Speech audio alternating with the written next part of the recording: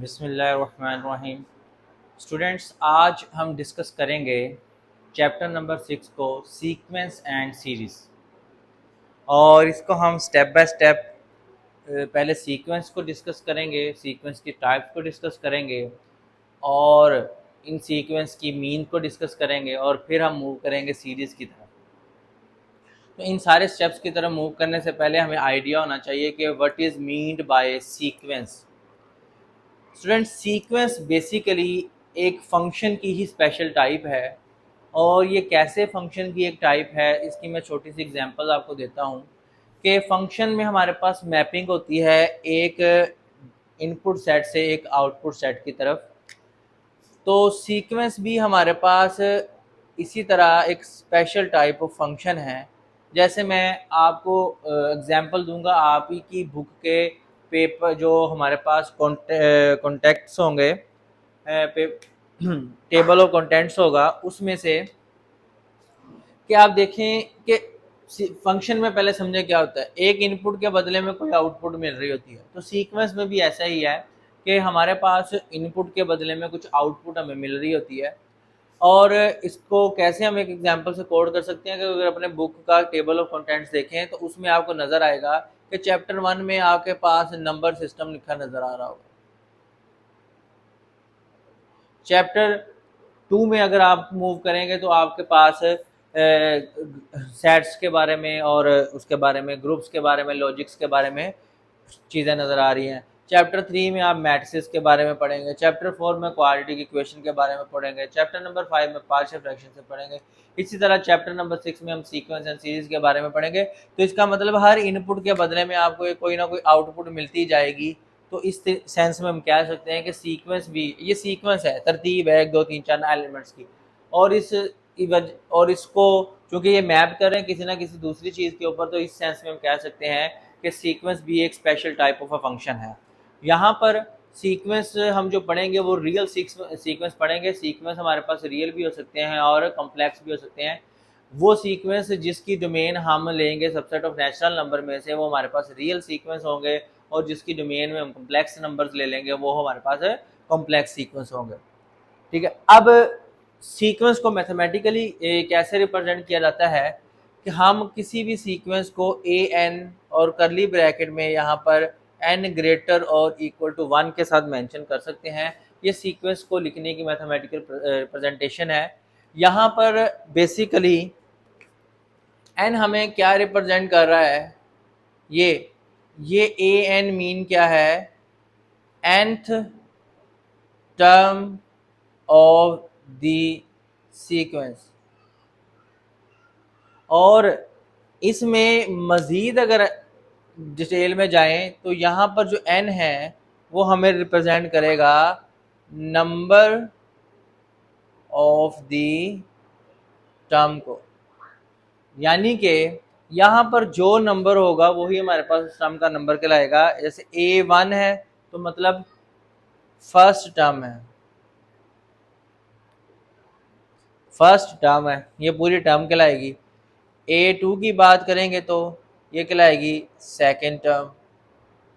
A3 की बात करेंगे तो कहलाएगी थर्ड टर्म। और इसी तरह प्रोसीजर चलता जाएगा। AN की बात करेंगे तो वो कहलाएगी nth टर्म। ठीक है। पूरी ये रिप्रेजेंटेशन एक टर्म को रिप्रेजेंट कर रही है और यहाँ पर इंडेक्स में लिखी गई ये जो चीज़ है ये उस टर्म के नंबर को रिप्रेजेंट कर रही है। हमारे पास जर्नल फॉर्म में हम कुछ सीक्वेंस को पहले डिस्कस करेंगे और nth टर्म को डील करना सीखेंगे एक्सरसाइज 6.1 में। और फिर बाद में हम सीक्वेंस की टाइप्स को डिस्कस करेंगे। यहाँ पर एक्सरसाइज 6.1 में हम जो कॉन्सेप्ट डिस्कस करने जा रहे हैं, पहला सीक्वेंस को अंडरस्टैंड करने जा रहे हैं कि सीक्वेंस क्या होता है।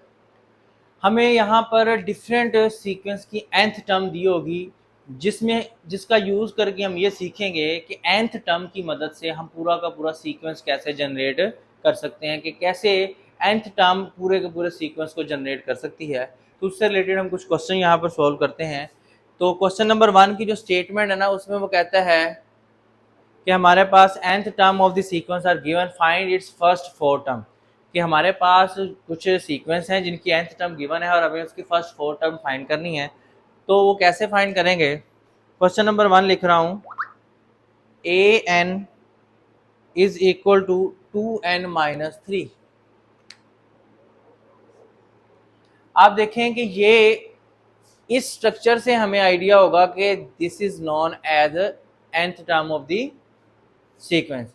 अब सिंपल सा लॉजिक है कि हमें जितनी टर्म फाइंड करनी है वो कैसे स्टेप बाय स्टेप पुट कर सकते हैं। हमें फाइंड करनी है फर्स्ट 4 टर्म, तो हम सॉल्यूशन में लिखेंगे पुट n इक्वल टू 1। जब हम n की जगह 1 लिखेंगे तो इसका मतलब हम क्या कैलकुलेट करने जा रहे हैं, फर्स्ट टर्म कैलकुलेट करने जा रहे हैं। तो हमारे पास आ जाएगी 2 × 1 - 3, इसका मतलब हमारे पास फर्स्ट टर्म आ गई -1। अब हम लिखेंगे put n is equal to 2, इसी में पुट करें तो इसका मतलब हम सेकेंड टर्म कैलकुलेट करने जा रहे हैं, 2 × 2 - 3, इसका मतलब हमारे पास सेकेंड टर्म 1 आ गई। नाउ लिखेंगे put n is equal to 3, तो a3 हमारे पास आ जाएगा 2 × 3 - 3, तो ये हमारे पास 6 - 3 हमारे पास 3 आ जाएगा। और इसी तरह लिखेंगे पुट n इक्वल टू 4, तो हमारे पास a4 इक्वल टू आ जाएगा 2 × 4 - 3, 8 - 3 ये आ जाएगा 5। तो आप क्लियरली देख सकते हैं कि हमने इसकी फर्स्ट 4 टर्म फाइंड करने के लिए जस्ट n को रिप्लेस किया है, फर्स्ट टर्म के लिए 1 के साथ, सेकंड टर्म के लिए 2 के साथ, थर्ड टर्म के लिए 3 के साथ और फोर्थ टर्म के लिए 4। तो hence first 4 terms are a1 is equal to -1, a2 is equal to 1, a3 is equal to 3 और a4 इज इक्वल टू 5। ये हमारे पास फर्स्ट 4 टर्म आ गई जिसको हमने फाइंड आउट करना था।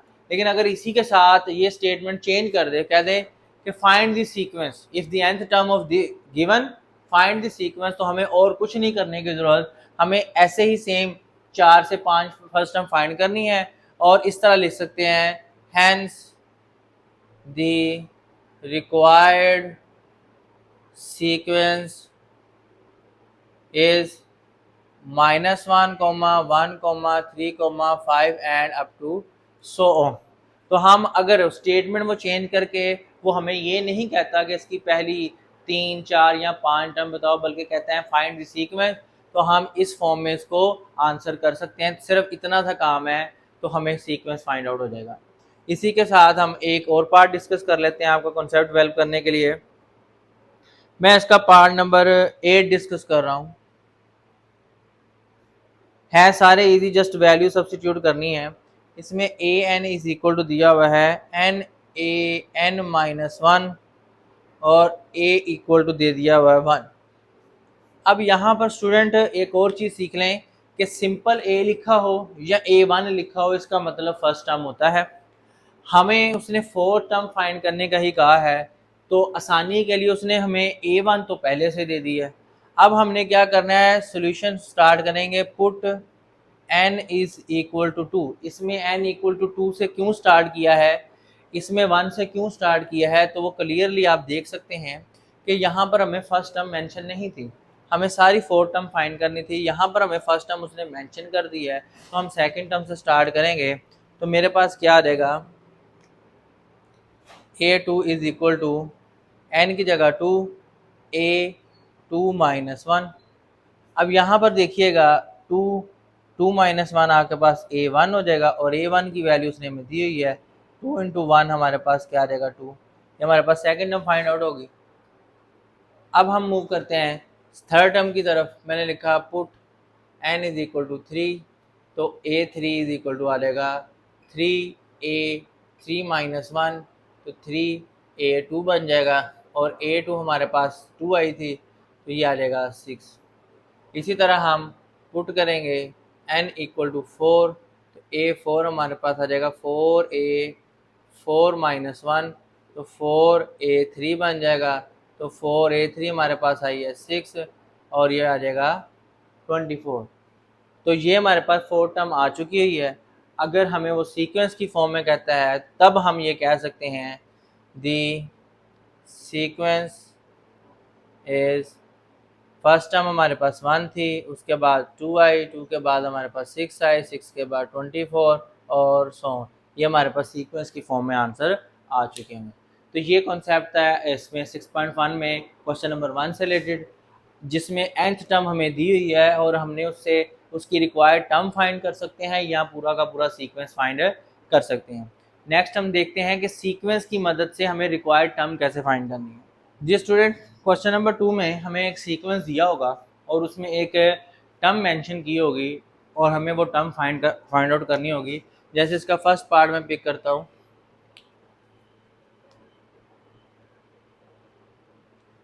2, 6, 11, 17, A7 सो ऑन A7। अब यहाँ पर A7 मतलब 7th टर्म फाइंड करनी है। फर्स्ट 4 टर्म का पैटर्न उसने हमें दे दिया। अब हमने इसके अंदर एक रिलेशन सर्च आउट करना है कि टर्म्स एक्सीड कैसे कर रही हैं। अगर हमें वो रिलेशन मिल जाता है तो हम क्लियरली उस रिजल्ट तक पहुँच सकते हैं। तो रिलेशन कैसे फाइंड करेंगे, हम इसको सॉल्व करेंगे। अब देखें, हमारे पास यहाँ पर फर्स्ट टर्म क्लियरली नज़र आ रही है 2 है। हमने अब देखना है कि सेकंड टर्म बेसिकली जनरेट कैसे की है। तो सेकंड टर्म हमारे पास 6 है। 6 कैसे बन सकती है, तो रिलेशन में प्रीवियस टर्म के साथ लिंक ज़रूर सर्च आउट करना है कि इसका प्रीवियस टर्म के साथ लिंक क्या है। तो आप देखें कि प्रीवियस टर्म के साथ हम क्या करें कि वो 6 बन जाए। तो हमें यहाँ पर नज़र आ रहा है कि अगर हम यहाँ पर +4 करें तो हमें 6 बनता नज़र आ रहा है। इसके बाद जो यहाँ पर जो टर्म है इसमें +5 करें, इसमें +6 करें, तो हमें यहाँ पर नज़र आ रहा है कि अगर हम आगे वाली टर्म्स तक मूव करना है तो हमें एडिशन करनी है नंबर्स की, और वो भी एक पैटर्न के साथ कि पहले 4 फिर 5 फिर 6 फिर 7 फिर 100 हम अगली टर्म तक पहुँचेंगे। तो इसी पैटर्न को जो हमने इसमें से ढूंढा है उसको देखते हुए यहाँ पर मैं लिखूँगा 2 ये प्रीवियस टर्म है जो हमें प्रीवियस टर्म मिली है, और इसमें ऐड करूँगा 4 तो मुझे जो रिज़ल्ट मिल गया है वो आ जाएगा 6।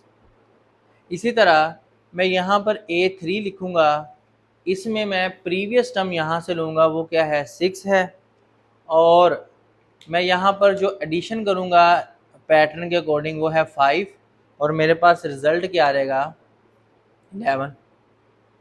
इसी तरह मैं A4 पर जब जाऊँगा तो प्रीवियस टर्म में यहाँ से 11 लूँगा और मैं अपना रिज़ल्ट देखूँगा कि यहाँ पर अगर मैं +6 करूँ तो मुझे जो रिज़ल्ट में मिलेगा वो क्या है 17।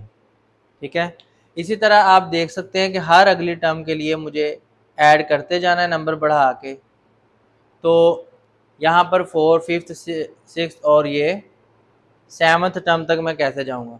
ये मुझे वो पैटर्न मिल गया है जिसकी मदद से मैंने सारे के सारे रिजल्ट निकालने हैं।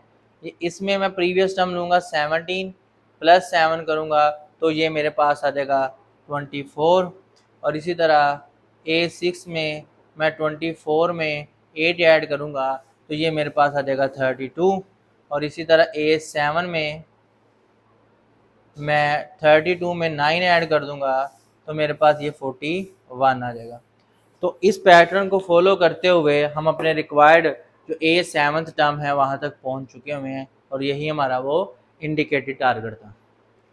ये डिफरेंट पैटर्न है, इसको देखने के लिए आपने ये देखना है कि अगर टर्म्स स्मॉल डिफरेंस से बढ़ रही हैं तो कुछ ऐड या सब्ट्रैक्ट होगा, लेकिन अगर टर्म्स जंप कर रही है काफ़ी बड़े नंबर्स पर तो हमें फिर सोचना है कि कुछ मल्टीप्लाई हो रहा है या कुछ पावर्स ली जा रही है नंबर्स की।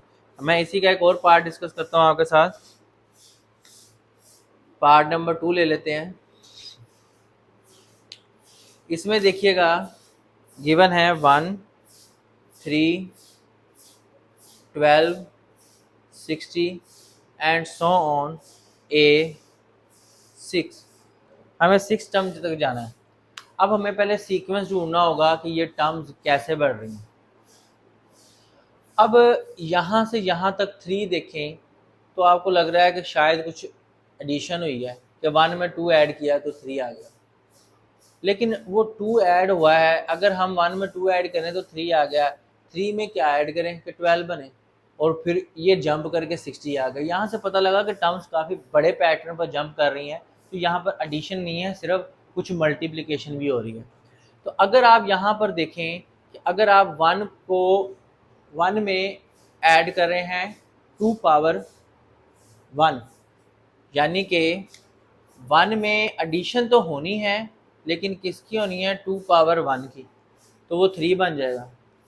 अब नेक्स्ट जब मूव करना है तो 3 में हम क्या ऐड करेंगे, 3 में देखें अगर हमें ये 12 बनाना है, ठीक है ना, तो हमारे पास पैटर्न डिफरेंट होगा कि 1 के बाद हमारे पास अगली टर्म 3 ऐड होनी है कि प्रीवियस टर्म को चूज़ कर रहा है या नहीं कर रहा, किस पैटर्न को फॉलो कर रहा है।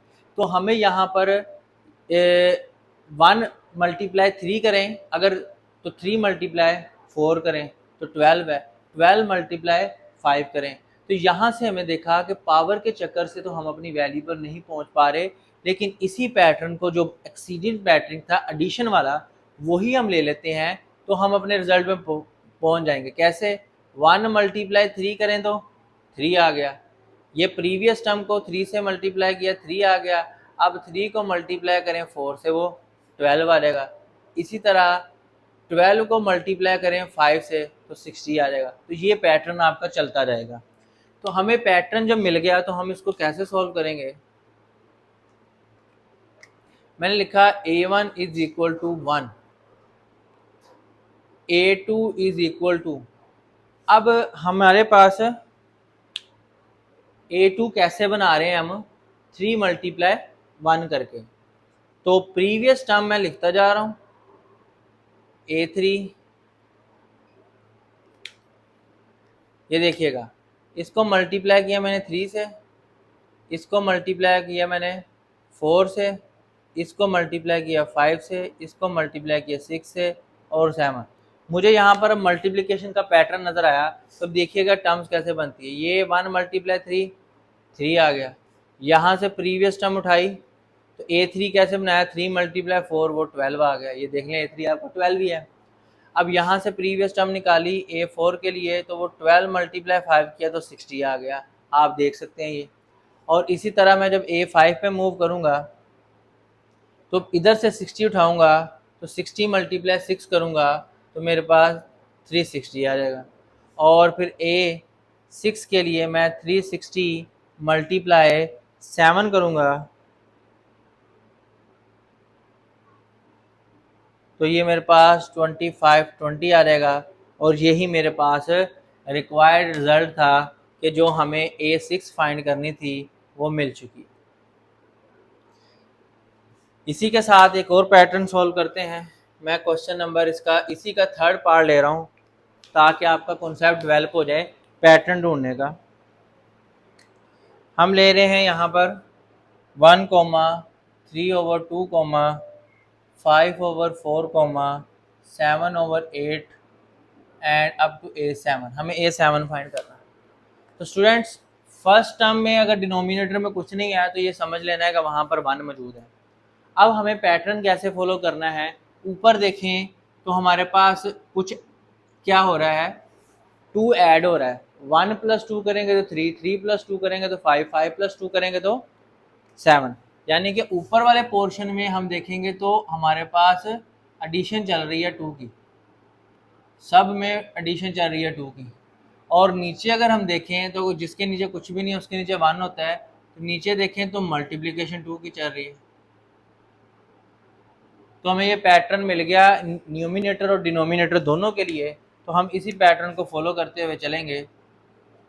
तो मैंने a1 लिखा 1/1 दैट इज इक्वल टू 1,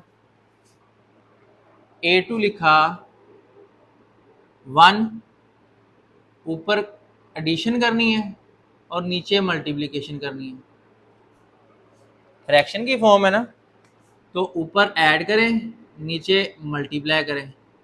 तो मेरे पास रिजल्ट क्या आ जाएगा, 1 + 2 करेंगे तो 3 आ जाएगा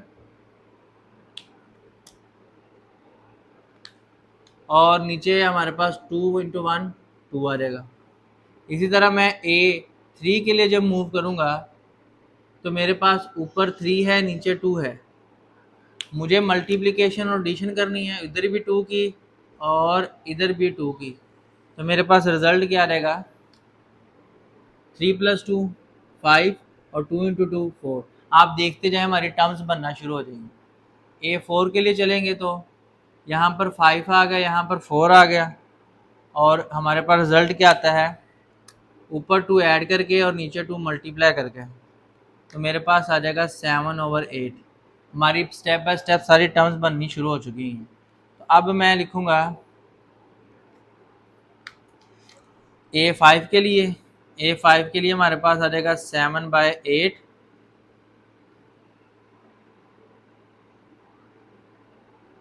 A6 भी लिख लेते हैं, A7 भी लिख लेते हैं, और यही हमारा टारगेट है। अब यहाँ पर देखें कि इसमें 2 ऐड किया, 2 से मल्टीप्लाई किया, 7 + 2 9, और ये 16 आ गया।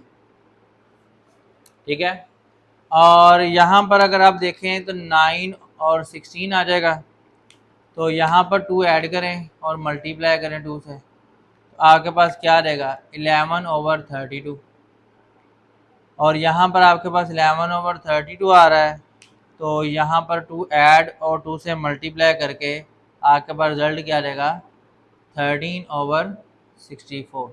तो हम इस तरीके से अपनी रिक्वायर्ड टर्म तक पहुँच सकते हैं पैटर्न को फॉलो करते हुए। यहाँ पर मैं 4th और 5th क्वेश्चन को एक ही टाइम में सोल्व करता हूँ। 4 है 1, 1, -3, -5, -7, 9, so on, A8 फाइंड करनी है,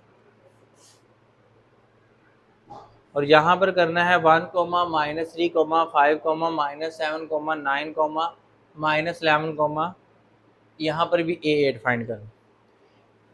इन दोनों को इकट्ठा इसलिए लिखा है आप लोगों के सामने कि ये है अल्टरनेटिव सीरीज, इसमें टर्म्स बदल बदल के आ रही हैं, तो इसमें हमारे 2 पैटर्न ढूंढने होंगे। पॉजिटिव जो टर्म्स आ रही हैं उनके लिए अलग पैटर्न होगा और नेगेटिव टर्म्स के लिए अलग पैटर्न होगा। तो मैं इनको 2 डिफरेंट कलर से यहाँ पर लिखूंगा और आप लोग इसको अंडरस्टैंड कीजिएगा कि ये कैसे बन रहा है। सबसे पहले देखिएगा, हमारे पास 2 अलग क्लासेस जनरेट करते हैं। इसमें देखें फर्स्ट टर्म इक्वल टू 1 है and second term is also equal to 1। मैंने 2 डिफरेंट कलर से ये 2 पैटर्न जनरेट करने हैं। अब यहाँ से पहले बताना है ये एक ओड नंबर ऑफ टर्म है, ये इवन नंबर ऑफ टर्म है। तो आप देखें कि odd number of term negative आ रही हैं और इवन नंबर ऑफ जो टर्म्स आ रही हैं वो पॉजिटिव। नंबर ऑफ टर्म का मतलब जो प्लेसेस हैं, ये पहली, तीसरी और 5वीं प्लेस पर है तो ये नेगेटिव आ रही हैं, ये दूसरी, चौथी और 6ठी प्लेस पर है तो ये पॉजिटिव आ रही हैं। तो हमें इनको अलग अलग करना है, पॉजिटिव में कुछ ऐड हो रहा है और नेगेटिव में कुछ सब्ट्रैक्ट हो रहा है। तो अब देखिएगा ये A3 में मुझे जनरेट करनी है, मुझे पैटर्न कैसे मिलेगा उसका लिंक मैंने A1 से बनाना है। A1 हमारे पास 1 थी, A3 मुझे नज़र आ रहा है कि वो -3 है, तो अगर इसमें से मैं -4 कर दूंगा तो वो -3 बन जाएगा। अब मुझे जब A4 बनानी है तो इसका लिंक मुझे A2 से, इसकी प्रीवियस इवन टर्म से ही बनाना है, और वो क्या है 1। अब A4 मेरे पास 5 है तो 1 में मैं 4 ऐड कर दूं तो मुझे 5 नज़र आ जाएगा। सिमिलरली जब मैं A5 पर चलूँगा तो इसकी प्रीवियस टर्म मेरे पास क्या है -3, इसमें से भी -4 करूँगा तो वो -7 आ रही है। इसी तरह जो A6 है उसकी प्रीवियस टर्म देखेंगे तो वो इवन वाली है 5, इसमें +4 करूँगा तो वो आ जाएगी 9। आप देख सकते हैं कि पैटर्न आ गया हमारे पास कि जो ओड प्लेसेस पे उनमें 4 सब्ट्रैक्ट हो रहा है और इवन प्लेसेस पर 4 ऐड होता जा रहा है। तो इसी तरह हम फर्दर मूव करते जाएंगे A7 के लिए। तो A7 के लिए प्रीवियस टर्म में जाएंगे तो वो -7 है, इसमें -4 करेंगे तो -11 आ जाएगा। और लास्ट फाइनल टर्म जो हमें A8 फाइंड करनी है वो हम क्या करेंगे, प्रीवियस है 9 + 4 करेंगे तो वो हमारे पास 13 आ जाएगा। तो ये हमारे पास रिक्वायर्ड टर्म आ चुकी है। सेम पैटर्न इधर भी फॉलो करेंगे, इधर थोड़ा सा बिहेवियर चेंज हो जाएगा। हमारे पास फर्स्ट टर्म है 1। अब यहाँ पर उधर देखें फर्स्ट टर्म बिहेवियर के लिए 1 रिपीट की गई थी तो इसलिए दोनों के लिए अलग अलग ले ली। अब यहाँ पर एक ही फर्स्ट टर्म 1 है और उसके बाद बिहेवियर चेंज शुरू हो रहा है, तो हमें इनिशियली इसी से स्टार्ट करना होगा दोनों केसेस के लिए, बाद में हम बाकी टर्म्स को अल्टरनेट करेंगे। तो मुझे A2 बनानी है। A2 मैंने लिखी, 1 माइनस 4 किया तो वो मेरे पास -3 आ गई। अब A3 मैंने बनानी है, तो वो 1 + 4 किया तो वो 5 आ गई। आप देख सकते हैं कि हमारा पैटर्न डिज़ाइन हो गया हुआ है। अब इसी तरह हम मूव करेंगे A4 के लिए, तो वो प्रीवियस टर्म -3 ली, उसमें -4 किया तो -7 आ गया। इसी तरह हम A5 पर मूव करेंगे, तो 5 + 4 लिया तो वो 9 आ गया। यहाँ तक हम करेक्ट मूव कर रहे हैं। नेक्स्ट चलते हैं। A6 के लिए मैंने -7 पिक की, -4 किया, -11 आ गई। और A7 के लिए मैंने 9 + 4 किया तो वो 13 आ गई। और एट दी एंड में मुझे A8 चाहिए थी, उसके लिए मैंने -11 - 4 किया तो वो -15 आ गई। तो this is the required term जो हमें फाइंड करनी है। यहाँ पर स्टूडेंट्स हमने एक्सरसाइज 6.1 कंप्लीट की है। इसके कुछ क्वेश्चंस आपको 3 to 4 पार्ट एज असाइनमेंट दिए ताकि आप उनके पैटर्न को खुद सर्च करें और प्रैक्टिस करके इस कॉन्सेप्ट को डेवलप करें। तो होप सो ये आपके लिए हेल्पफुल होगा। इंशाल्लाह जल्दी मिलेंगे नेक्स्ट वीडियो में एक्सरसाइज 6.4 के साथ। तब तक के लिए अल्लाह हाफिज़।